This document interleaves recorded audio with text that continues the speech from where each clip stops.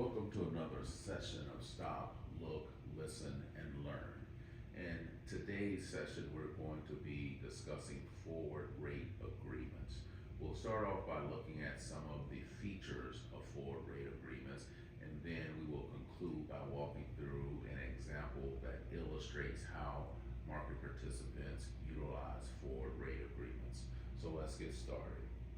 What exactly is a forward rate agreement? A forward rate agreement is a derivative that is typically traded in the over-the-counter market that allows a party to lock in a future rate that will be applicable to a loan that they will take out in the future, or perhaps an investment that they will make in the future.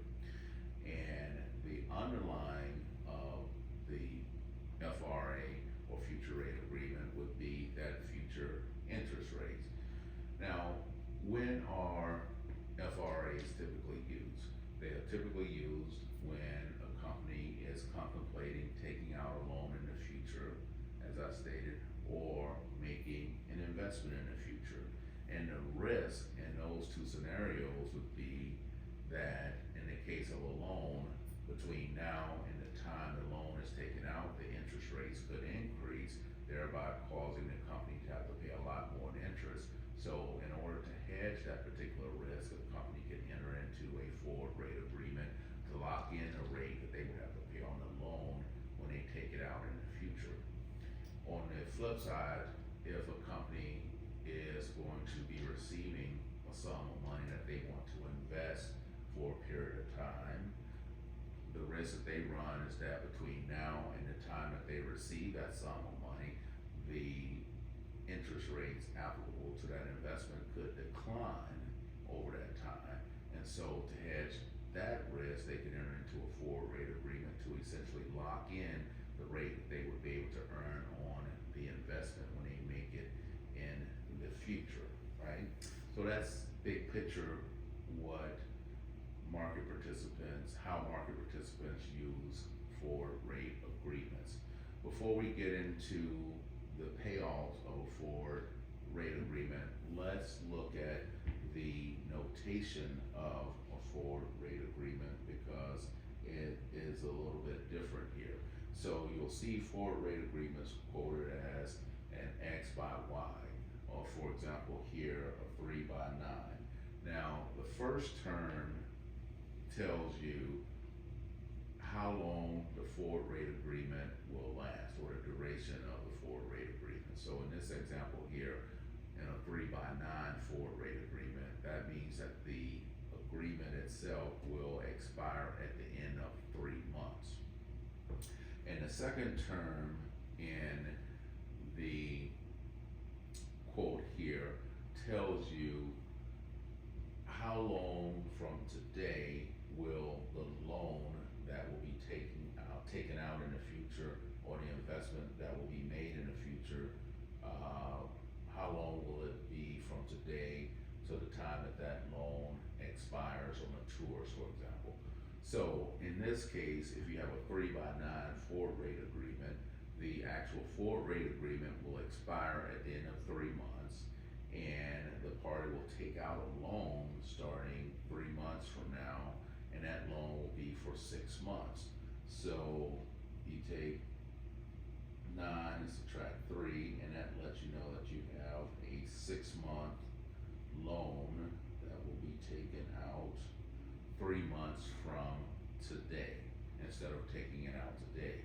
And that's why it is called a forward rate agreement, because you're going to take that loan out 3 months forward or 3 months into the future, and today you don't know what that rate is going to be on a 6-month loan 3 months from today. And so you want to hedge the risk that the rate on a 6-month loan 3 months from today will increase above what it is today. And the way to do that is to enter into a forward rate agreement. So if you had a 1 by 3 FRA, what that would mean is that in 1 month from now, the agreement would expire and you would be taking out a loan for 2 months. And the total time period for that transaction would be 3 months. That is, you take out a 2-month loan 1 month from now, and you'll have a 1 month agreement that will cover the rate that would be applicable to a 2-month loan at the end of 1 month. So I just want to make certain that we're clear on the notation of an FRA, because that's how you would see it quoted. Okay, so now let's look at how or what the payoffs would be for a forward rate agreement.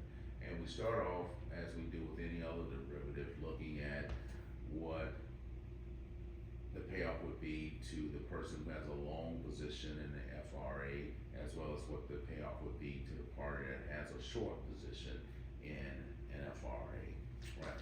So now let's start off with the person that has, say, a long position in an FRA, and that would be typically the buyer. And let's explain why that is the case. So let's say today you have determined that you need to take out a loan 6 months from now. Today, the rate on a 6-month loan is, say, X, whatever it might be. But 6 months from now, you don't know what the interest rate on a 6-month loan will be. And so the risk that you run is that the rate on a 6-month loan 3 months from today could substantially increase, or it could come down, which would be good for you. But here, you're more concerned about the rate increasing. So what you would do is you would enter into a forward rate agreement. You would take a loan position, meaning that you would agree today to pay a fixed rate when you take out that loan, regardless of what the actual market rate is at the time that you take out the loan 3 months from now. So let's take a look at this scenario here. So let's say you're party A and you take a loan position by agreeing to pay 5% on a 6-month loan that you will take out in 3 months, right?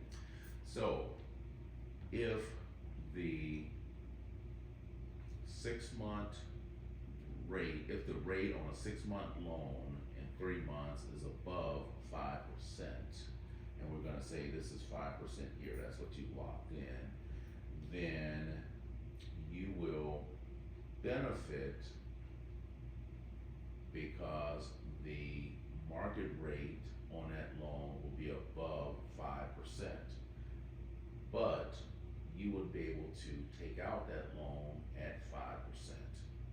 And that's why you see the payoff profile this way. So as the market future rate or the rate on the loan in the future increases above this 5% that you have locked in, then you will benefit. So let's say that at the time you take out the loan, the market rate is 7%, but you will pay only 5% because you have locked in that amount by entering into this forward rate agreement. So you will benefit by having that loan position. By the same token, let's say that at the time you take out the loan, the rates have declined to 3%.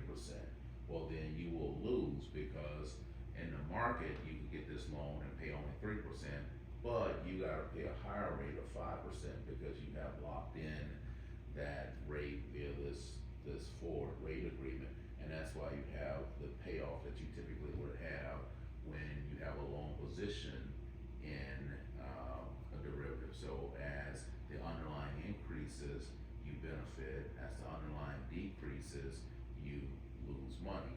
On the other hand, if you are a lender and that means that you're taking a short position, and the reason you're taking a short position is because you are agreeing today to lend money in the future at a fixed rate, regardless of what the market rate might be at that time. So again, let's say that 3 months from now, you extend this 3 month or the 6 month loan and the market rate is 7%, but you have agreed to loan the money at only 5%. So you will miss out or lose 2%. If you had not entered into this agreement or taken a short position, then you would have been able to make that loan at 7% instead of making it at 5%. On the other hand, however, if the rates have dropped to 3% at the time you extend this loan, well then you'll get a benefit, because if you had not taken a short position in this FRA, you would earn only 3% on this loan, but because you enter into this forward rate agreement, you'll be able to earn 5% on this loan when the market rate is only 3%. And that's why when you have a short position, you have the payoff that you would typically have, which is that when the underlying increases in value, you will sustain losses, and when the underlying decreases in value, you will realize gains, right?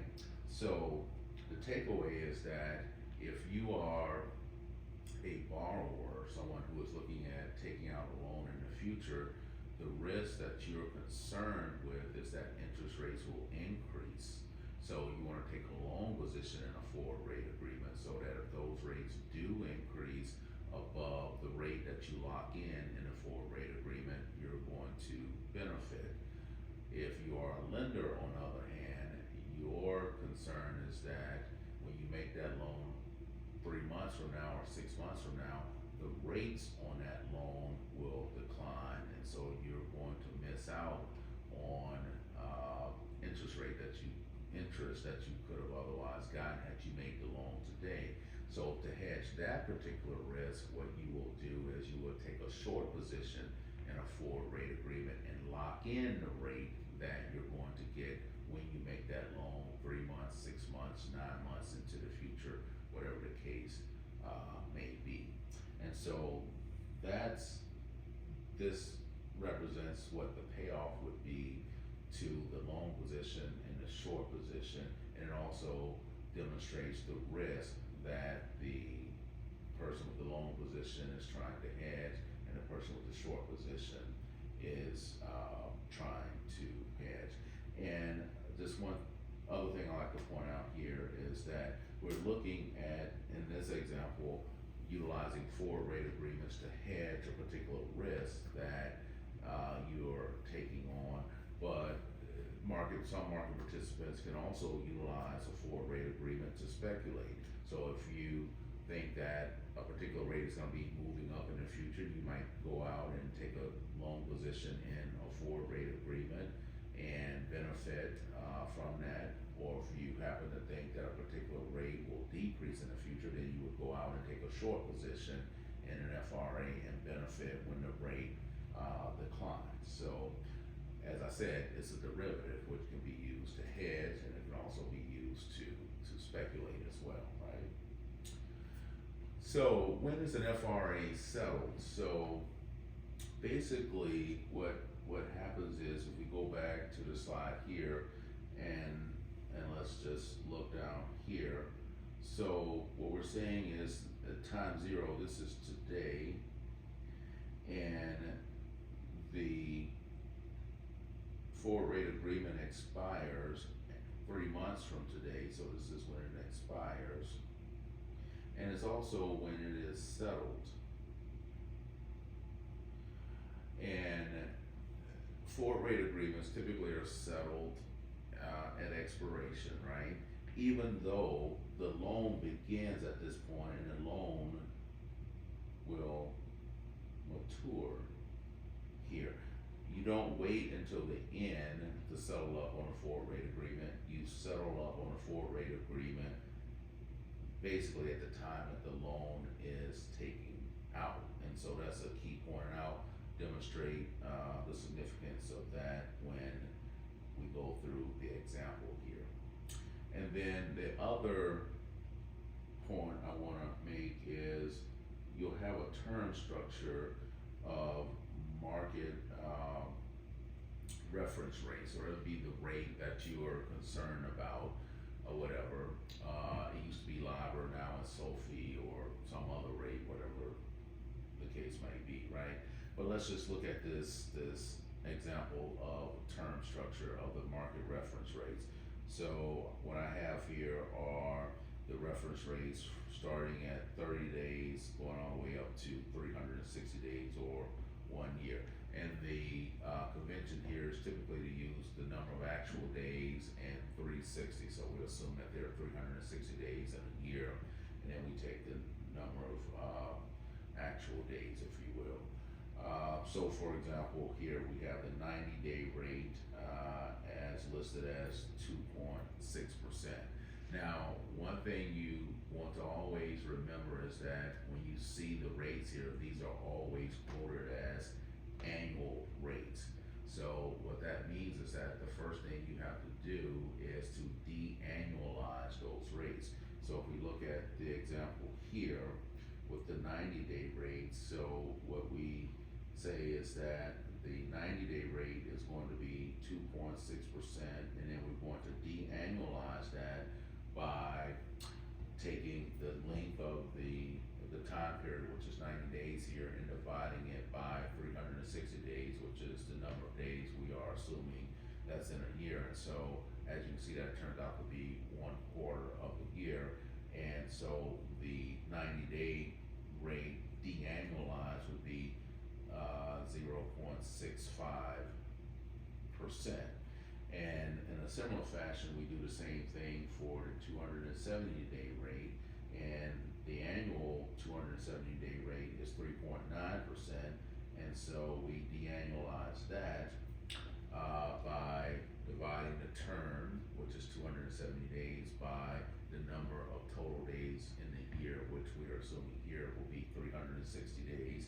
And when we do that, we see that the de-annualized 270-day rate is 2.925%. And so that's a very important point here.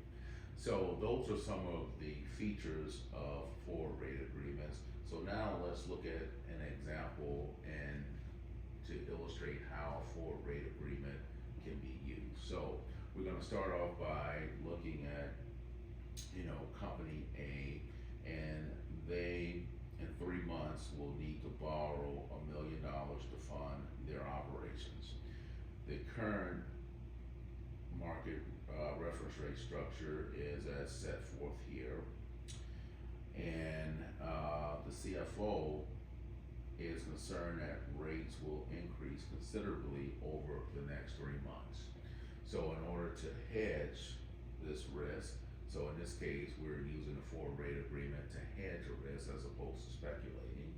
The CFO proposes that the company enters into a 3/9 FRA, and he asks his staff members to do the following. One, he wants to know what the price of a 3/9 forward rate agreement would be today. And the second thing he wants to know is 180 days from now,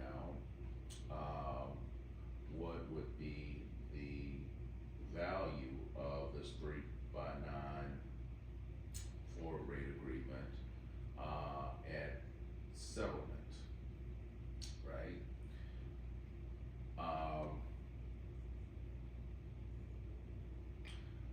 So this should be, sorry here, let me just make a change here. So this actually should be, yeah, no, this is right. So assuming that the 180-day rate or the 6-month rate, because remember they're taking out a loan for 6 months, assuming that rate increases to 5% in 3 months, then we want to determine the value of this 3/9 FRA to the company at settlement, right? So that's what we have to do, and this is an example of something that you very likely would have to do on an exam. So let's take a look at how we would do that. So the very first thing we would do is we have to determine the price of the 3x9 FRA today, and that price is going to be a function of what the current market reference rate structure is today. And so we have it there. So let's kind of walk through how we would do that. So let's just draw a diagram here. So we'll just start off here. So at today, which is going to be T0, I'll say, and then 3 months from now is going to be T90, I'd say, and then because it's going to be a 6-month loan, so at the end of the loan we will be at T 270 days out, right? So that's where we are. So based on the, going back to here, the 90-day rate today, if we look at this, we see that it is going to be 0.00650, right?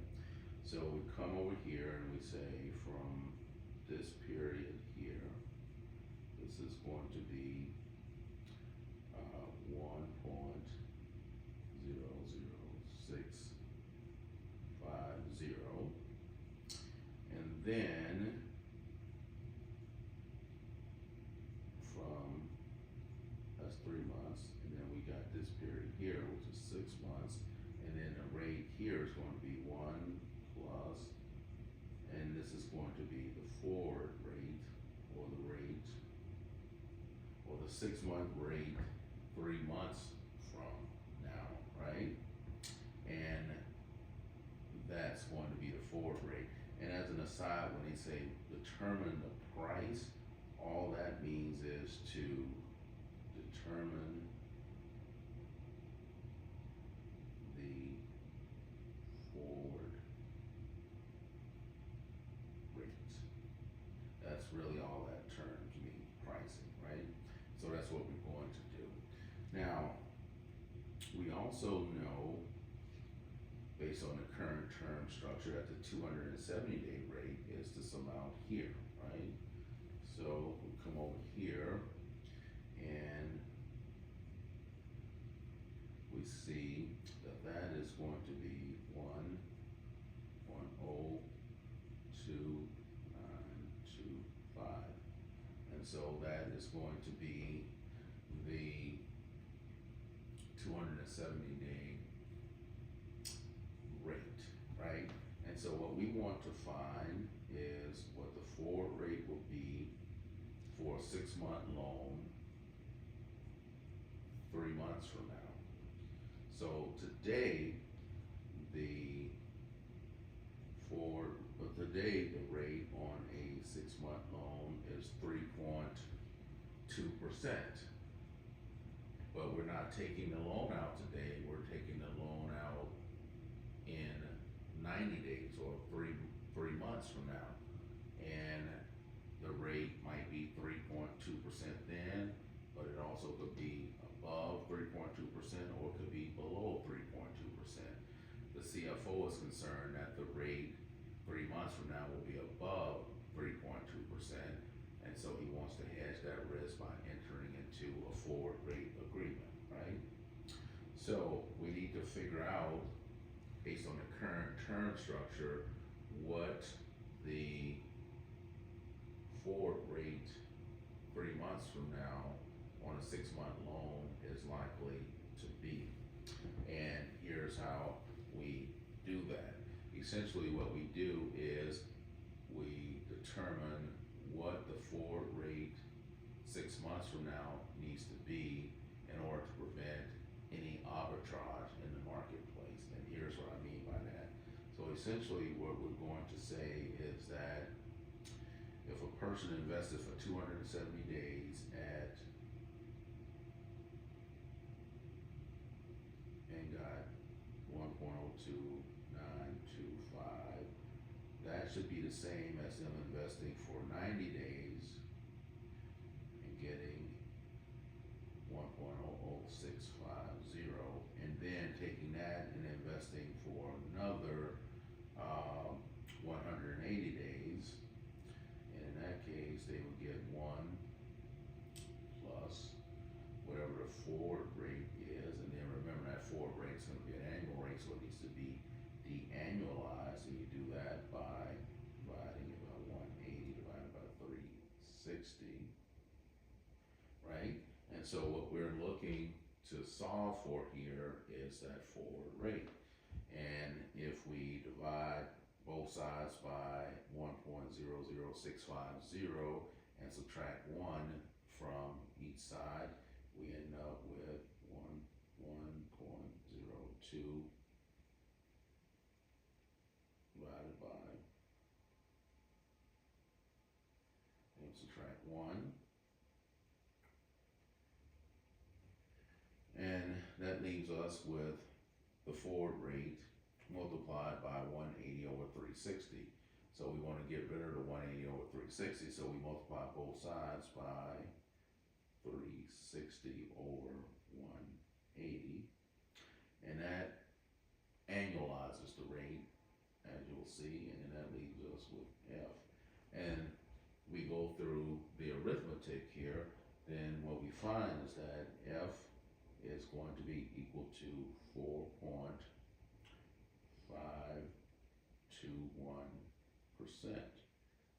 So that is what the forward rate is going to be. And this is going to be the price of the 359 FRA. So the rate that's going to be locked in is going to be 4.521%.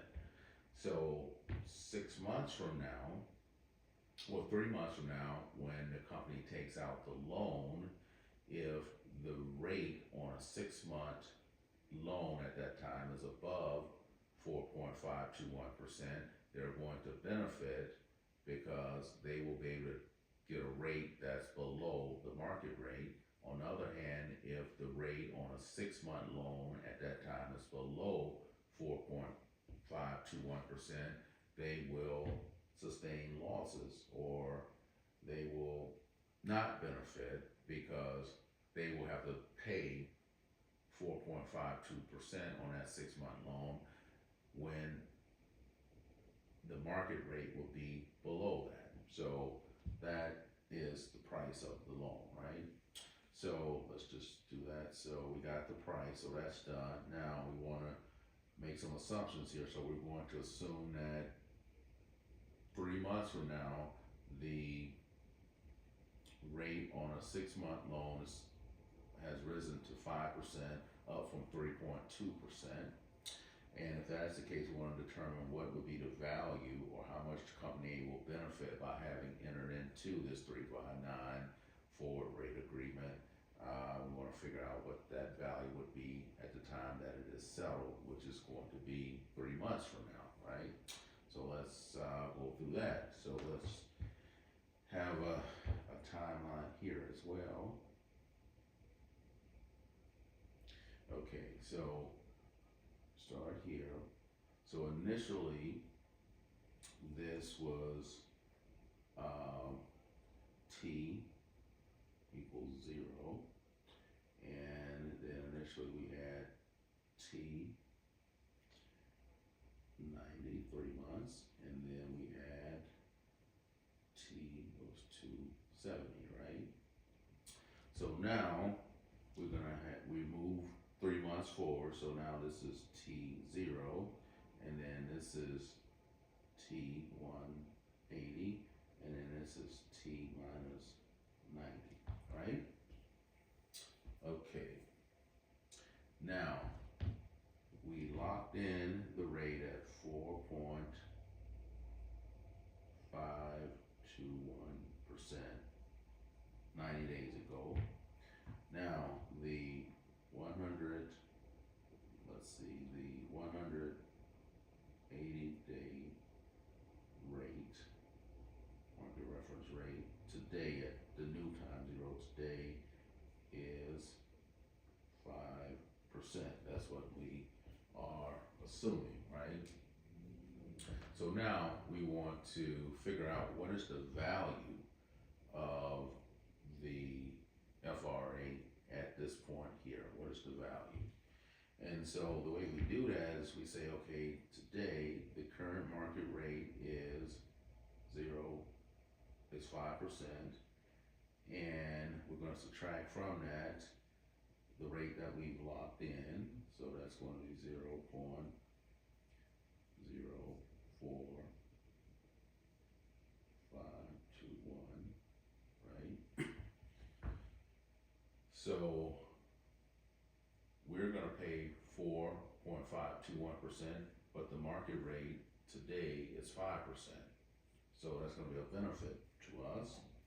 And we're borrowing this money for only 180 days. So it's going to be 180 days over 360, so half the year.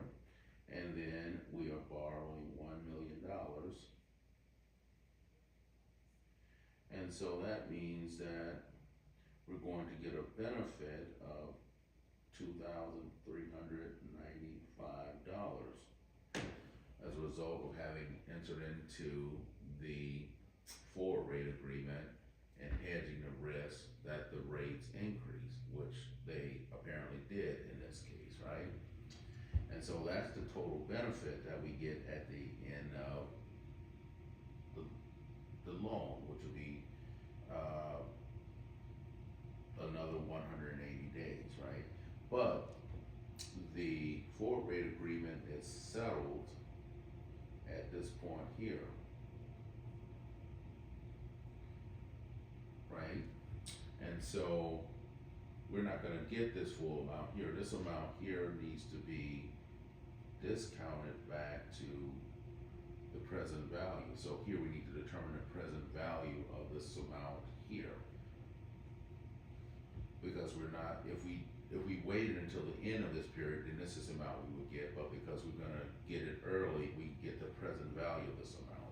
And so the present value of this amount is going to be, take 2395,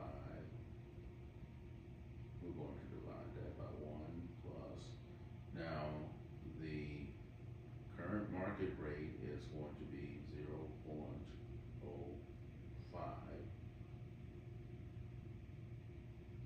and it's going to be for 1/2 of the year, 180 days. So it needs to be de-annualized, and that's what the discount factor is. And you go through the arithmetic, you see that that turned out to be $2,336.59.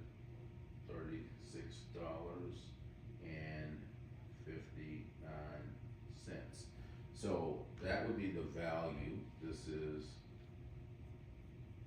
the value of to company A at settlement. So what this all means is that the company, when they take out the loan, they will pay 5%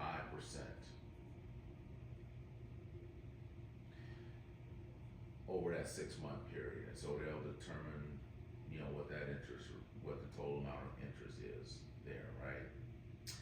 What they will do is they will offset the total interest that they pay over that 6-month period by the amount that they receive at the time that they take out the loan from the settlement of the forward rate agreement, and that amount is $2,336.59. So whatever the total amount of interest that they pay on that 6-month loan, it will be reduced by $2,336.59, and that's because they're going to receive that from the counterparty today, and then they're going to pay the total amount of the interest to help whoever the lender is. And that leads to another point that I want to make here, is that the lender, the entity that's actually making the $1 million loan to the company, may not the counterparty to the forward rate agreement. It can be, but it does not have to be. So company A could enter into this forward rate agreement with counterparty one and borrow the $1 million from a completely different entity or a completely different party. And so they'll pay 5% over that 6 month period to the bank, let's just say. So they'll pay that total interest, but counterparty one that they enter into the forward rate agreement with will pay them the $2,336.59 at the end of the forward rate agreement, which is typically going to be the first day that they take out the loan. So when they net everything together, their inflows, the inflow will be $2,336.59, and the outflow would be the amount of interest that they pay to the bank. When you net those two together, they'll get down to where they would be if they had taken out that loan and paid a rate of only 4.521%. And so that's basically how forward rate agreements work. So just to summarize, you are trying to lock in a rate on a loan that you will be taking out in the future, or the rate that you will be earning on an investment that you're going to make in the future. And the risk that you run in the case of a loan is that between now and the time that you take out the loan, the rates on the loan will actually increase above what the rates would be today if you were to take out the loan. And in the case of an investment, the rate that you would earn on the investment would decline between now and the time that you make the investment. And to hedge that market risk, what you can do is enter into a forward rate agreement where you lock in the rate that you're going to pay on the loan, or you lock in the rate that you're going to earn on the investment.